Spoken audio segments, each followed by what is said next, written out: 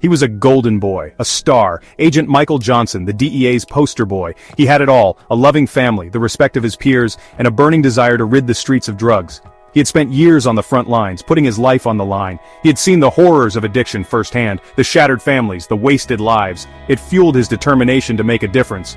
But the job takes a toll. The constant exposure to the dark side of humanity.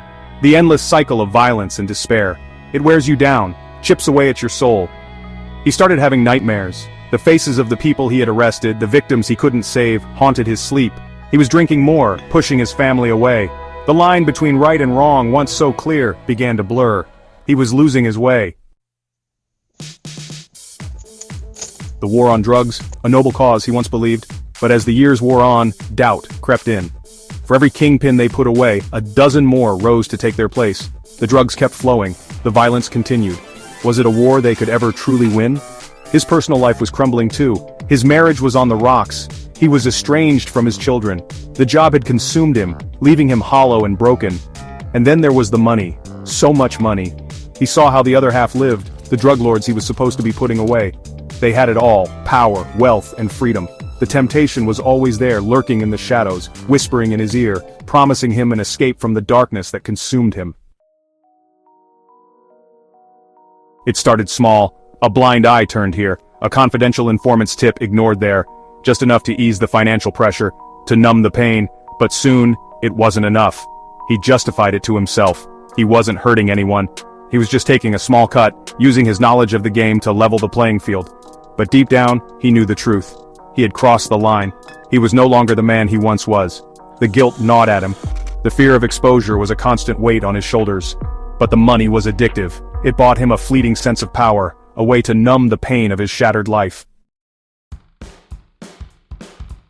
He used his position to his advantage. His knowledge of DEA tactics, his network of informants, it all became a tool to build his empire. He became a ghost, moving in the shadows, manipulating the system he had once sworn to uphold. He recruited others, men and women he had worked with, some who had also succumbed to the allure of easy money, others who were desperate, broken by the job. His empire grew. Drugs flowed across borders, untouched, undetected. He was a master manipulator, a puppet master pulling the strings from the shadows. He lived a double life, the respected DEA agent and the ruthless drug lord, two sides of the same coin. Section 5. The walls close in. But no empire built on lies can last forever.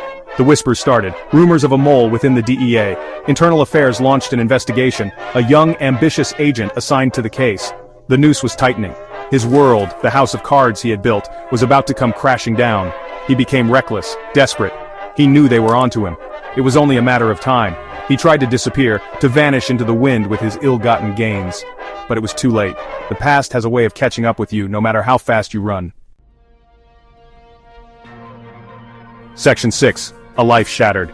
The arrest was swift, brutal. The look on his former colleagues' faces, a mixture of betrayal and disgust, was more painful than any handcuffs. His wife, his children, the few friends he had left, they all turned their backs on him. The trial was a media circus. The golden boy, the hero, brought low by greed and corruption. The judge made an example of him, throwing the book at him, life without parole. He was left to rot in a concrete tomb, haunted by the ghosts of his past, his legacy forever tarnished. The man who had dedicated his life to fighting drugs had become one of their biggest enablers. Section 7. Ripple effects and reforms. The scandal sent shockwaves through the DEA, heads rolled, policies were changed. A task force was formed to investigate corruption within the agency, but the damage was done. The public's trust in law enforcement, already fragile, was further eroded. The case became a cautionary tale, a stark reminder of the corrosive power of corruption, even in the most noble of professions. It forced a long, hard look at the war on drugs itself. Was it truly winnable, or was it a futile, endless cycle of violence and despair? Section 8. The war on drugs. A costly failure? His story became a lightning rod for debate. Critics of the war on drugs pointed to his case as proof of its inherent flaws. They argued that the prohibitionist approach had created a black market, fueling violence and corruption. They called for alternative solutions, decriminalization, legalization, a focus on treatment and rehabilitation instead of incarceration. They argued that the war on drugs had become a war on people, disproportionately impacting marginalized communities. The debate raged on with no easy answers, but one thing was clear: the war on drugs as it was currently being waged was not working. Section 9. A crisis of conscience. Michael Johnson died in prison, a broken man. His story is a tragedy on many levels: a personal tragedy, a tragedy for his family, and a tragedy for a society grappling with the complex realities of drug use and addiction. It is a story about the seductive nature of power, the corrosive influence of greed, and the fine line that separates good from evil.